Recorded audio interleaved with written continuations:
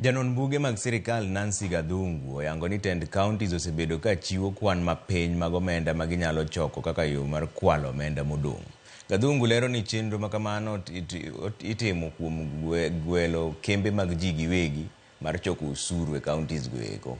Gathungu ne onyiso komiti mar Senate ni Gavanas bende ochuogo ka akaunt mag bengi mohewo 300 gino ma inyalo tigo de kwalo pes jopiny.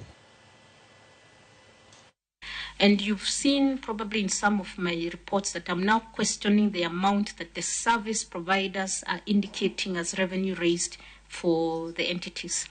Because in there you have systems that we are sometimes told had some downtime.